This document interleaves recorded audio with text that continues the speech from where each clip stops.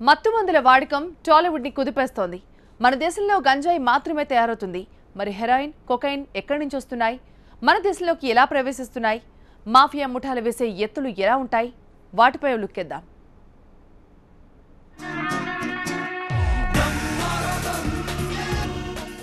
ప్రజల్ని మత్తుతో చిత్తు చేస్తున్న డ్రగ్ మాఫియా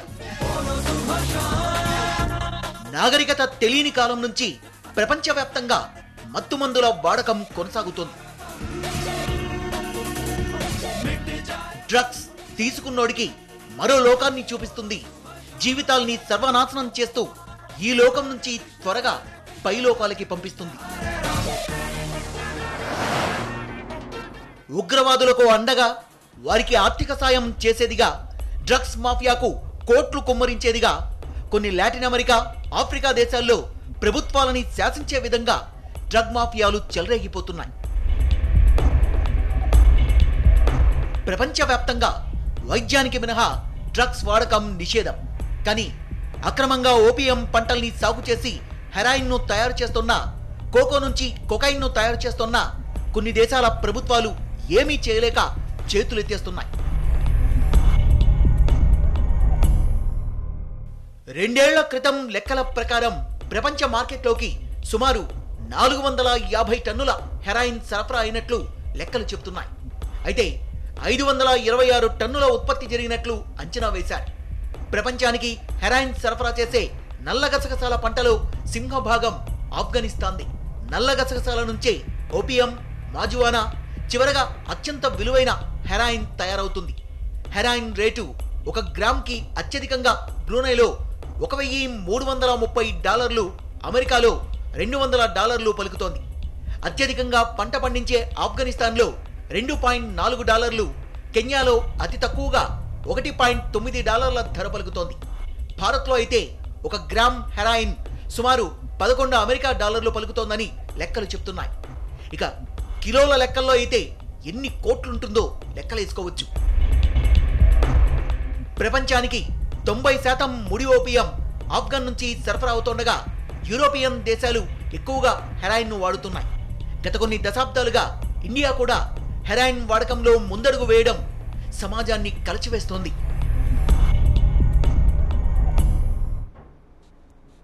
శతాబ్దాల క్రితం జరిగిన నల్లమందు యుద్ధాలు మళ్లీ జరుగుతాయా?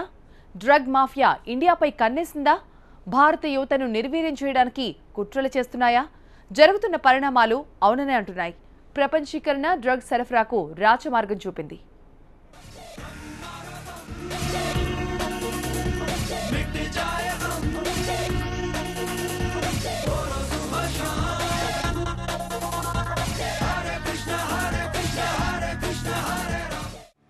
ఒకప్పుడు చైనాలో నల్లమందు యుద్ధాలు నడిచాయి.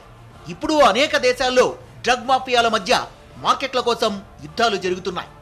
ప్రపంచం ఒక స్వేచ్ఛా మార్కెట్గా అవతరించక ముందు భయపడుతూ స్మగ్లింగ్ జరిగేది.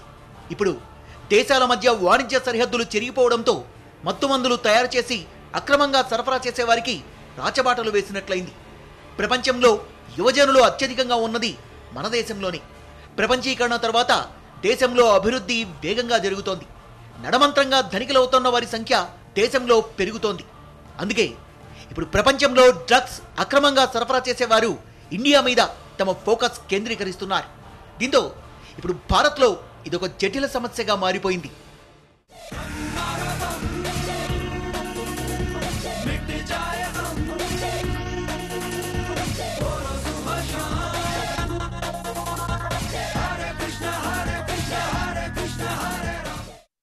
ఇరాన్, ఆఫ్ఘనిస్తాన్, ఆఫ్రికా దేశాల నుంచి ముంబై మీదుగా, పాక్ రాజధాని ఇస్లామాబాద్ నుంచి ఢిల్లీ మీదుగా, మయన్మార్, బంగ్లాదేశ్, లావోస్ దేశాల నుంచి ఈశాన్య రాష్ట్రాల మీదుగా దేశమంతా డ్రగ్స్ సరఫరా అవుతున్నాయి.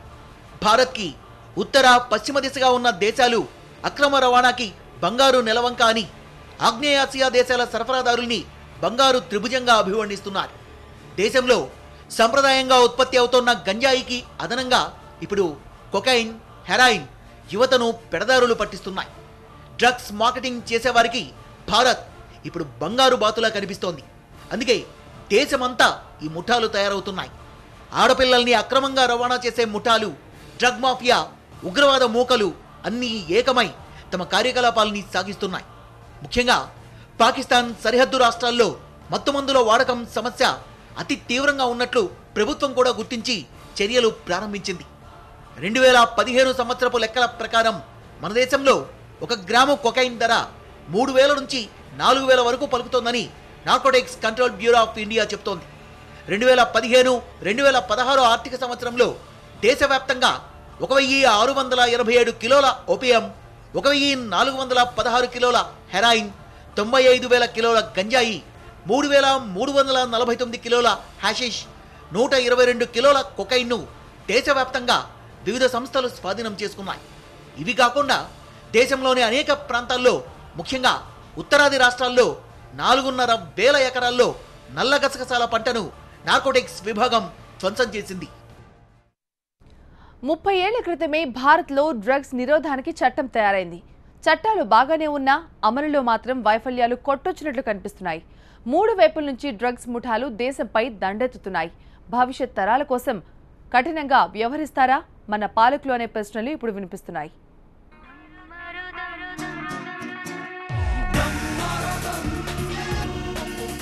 అయితే మత్తుమందుల్ని నివారించే విషయంలో భారత్ 1985 వరకు పెద్దగా చర్యలు తీసుకోలేదు. డ్రగ్స్ని పరిశోధనలు, వైద్యానికి తప్ప మరే విధంగానూ ఉపయోగించరాదంటూ ఒక చట్టాన్ని 1985లో పార్లమెంట్ ఆమోదించింది. 1986 మార్చి నుంచి నార్కోటిక్స్ కంట్రోల్ బ్యూరో అమల్లోకి వచ్చింది. ఈ 30 సంవత్సరాల్లో నార్కోటిక్స్ చట్టం రకరకాల మార్పులు తీసుకొని కఠినతరంగా తయారైంది. అయితే అన్ని వ్యవస్థలు భ్రష్టుపట్టిన విధంగానే డ్రగ్స్ అక్రమ రవాణాను నిరోధించడం, వాటిని వినియోగించడాన్ని అరికట్టడంలోనూ ప్రభుత్వాలు గట్టిగా పనిచేయడం లేదని విమర్శలు వినిపిస్తున్నాయి.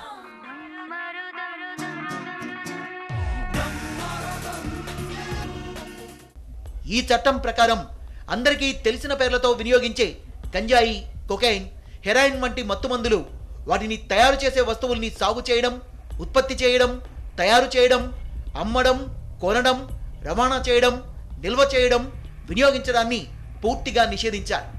చట్టం కఠినంగా ఉందని చెప్పుకుంటున్నప్పటికీ ఏటికేడు దేశంలో డ్రగ్స్ వినియోగం అంతకంతకు పెరిగిపోతోంది. 2014తో పోలిస్తే 2015లో నార్కోటిక్స్ విభాగం స్వాధీనం చేసుకున్న కొకైన్ 670% పెరిగింది. టెక్నాలజీ ఎంతలా పెరుగుతోందో దాన్ని దుర్వినియోగం చేయడం కూడా అంతే పెరుగుతోంది. ఇంటర్నెట్ ప్రతి ఒక్కరికి అందుబాటులోకి రావడంతో ధనికుల పిల్లలు, తల్లిదండ్రులు పెద్దగా పట్టించుకోని యువతరం తేలిగ్గా ఇటువంటి వాటికి బానిసలవుతున్నారు. కొన్ని ముఠాలైతే ఏకంగా ఇంటర్నెట్లో ఆర్డర్స్ తీసుకొని విదేశాల నుంచే నేరుగా కొరియర్స్లో పంపించేస్తున్నాయి. దీంతో వాటిని నివారించే సంస్థలకు కూడా ఇదో సవాల్గా మారింది. ఢిల్లీ, ఈశాన్య రాష్ట్రాలు, ముంబై వంటి ప్రాంతాల నుంచి దేశం నలుమూలలకు విస్తరిస్తున్న డ్రగ్స్ను నిలువరించడంలో కూడా మన చట్టబద్ధ సంస్థలు విఫలమవుతున్నాయి. కొన్ని నేరస్థ ముఠాలతో అధికారంలో ఉన్నవారు, అధికారులు కుమ్మక్కు కావడం కూడా ఈ వైఫల్యాలకు కారణంగా చెప్తున్నారు.